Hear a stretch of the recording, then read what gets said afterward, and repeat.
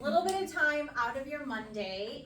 We are going to learn a lot. Now, I'm really happy that many of you said you have a Google Business Profile, but what I gathered from your answers is that you might not know if you're utilizing that Google Business Profile, or how you're utilizing that Google Business Profile, or all of the features that come with Google Business. So we're going to talk about a lot today.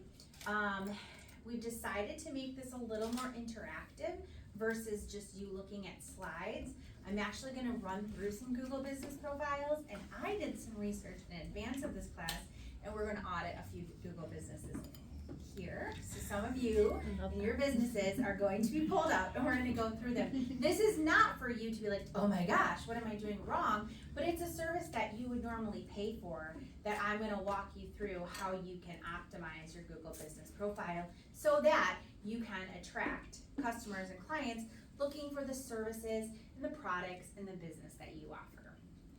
So a little bit about myself. I own a marketing agency. We have 2 locations. We have one in Petoskey, Michigan, and we have a satellite office at the Lighthouse here in Brighton, and Maddie works here in Brighton. We have a podcast focused on helping small businesses. It's called, oh my God, now I'm gonna forget it. It's called Small Biz Big Wins, and we actually worked with Wayne Media and Rob Johnson to help develop that podcast. So he was a great support for me. This is an opportunity to tell you that it's okay to collaborate with your competitors, and that's exactly what I did here. And Rob's wonderful to work with. And then I wrote a children's book called My Mommy is a Blogger, which I probably need to rewrite because it should be called My Mommy is an Influencer. Now we don't call them bloggers anymore. That's how old I am. I was a professional blogger from 2008 until 2018 and made a living that way. So traded that for owning an agency. So Google Business Profile is a product and service of Google. And currently, this is free. Hopefully it stays free because it is a wonderful product for businesses to utilize. And you're seeing other search engines like Bing and Apple actually try to mimic what Google Business is doing. So it is a service that provides you and I, the customer, with relevant search when we're looking for something. So if we type in hair salon and we're in Brighton, we do not want a hair salon that appears in California, right? You want something that's relevant based on what you're putting in the search and your location. And that's what Google Business does for you. So instead of you just getting a search for any hairdresser anywhere, Google is finding products and services based on the keywords that you put into the search and the location of whoever's looking.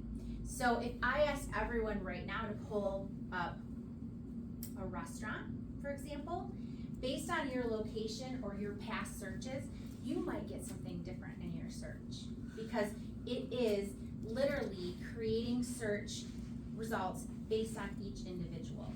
So this is a common thing we have in our office. A client will say, I am not being found, or I keep seeing my competitors. And then I said, how many times have you searched your competitors? They're going to keep coming up because Google is remembering all of those past searches that you do. So this is free. It doesn't cost you anything, but you do have to verify that you are a legitimate business for you to have a Google Business Profile. So if you go to business.google.com, you can actually create your own Google Business Profile. So if you don't have one, or you're like, oh, I'm not sure, that is your very, very first place to start, is actually going and creating the profile. Once you do that, Google is going to actually say, are you real?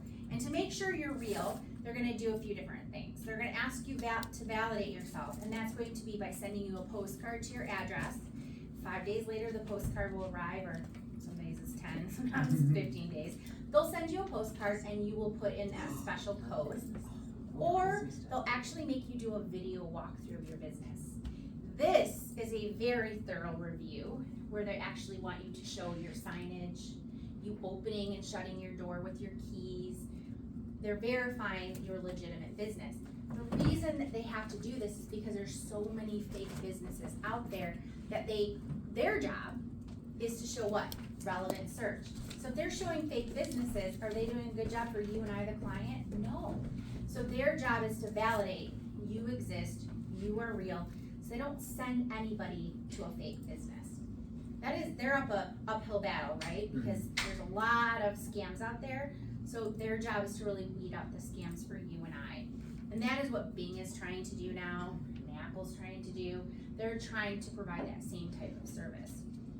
So the first step is setting up your Google Business profile if you don't have one. And the second step is optimizing your profile.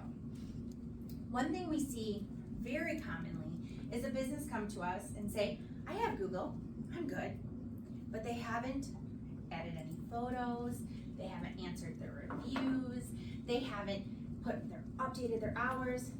The information is completely not valid anymore. It isn't optimized. So Google's job is to help people find you, what you do, your service, where you're located. Your job is to help Google help you and I. And to do that, you have to make sure your website is updated, your hours are updated, your description is updated, your photos are updated. Google can't do that for you. That's your responsibility. So a lot of times people will just set it and forget it. And it's okay if you do that, but what you're going to deliver to the customer is not going to be accurate information. So I see this a lot with restaurants.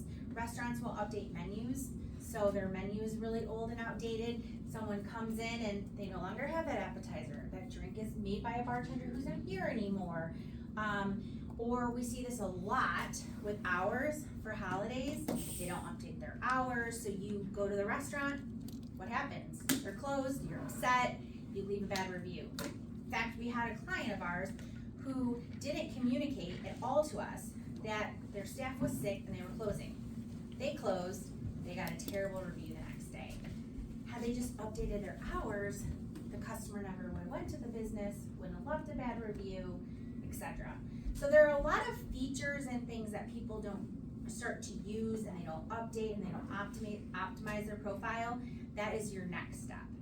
So I'm guessing here in this room, if I asked how many of you have optimized Google Business profiles, what would your answers be?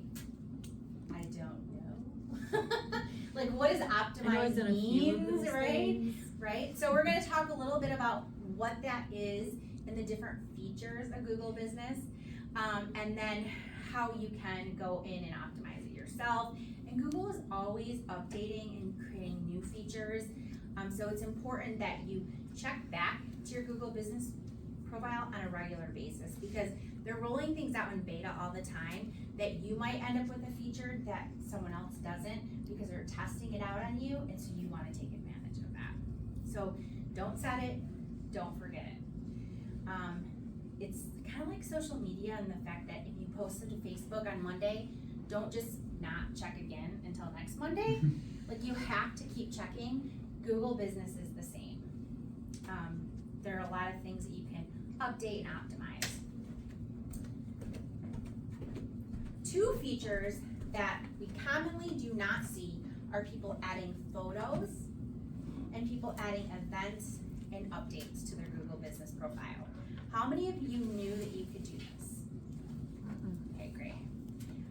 Unfortunately, you might know, but then do you take the extra step of adding those updates? So an update is very similar to a social media update, where you can add an update on what you're offering, what your specials are, what your features are, etc. You can even, if you're having an event, so if the chamber is having a downtown event, they can create an event just like you create a Facebook event. You can create an event on Google. So why is this beneficial? Because people are always searching for things to do, and they go to Google to search for that. You want your event to come up. You want your updates to come up. So you're launching a new product, a new service. You want to put that update on Google so that when someone searches, your update appears. It's kind of hard to tell from a screenshot, so we're going to go in a few seconds to a few different Google Business profiles. this look familiar to anybody?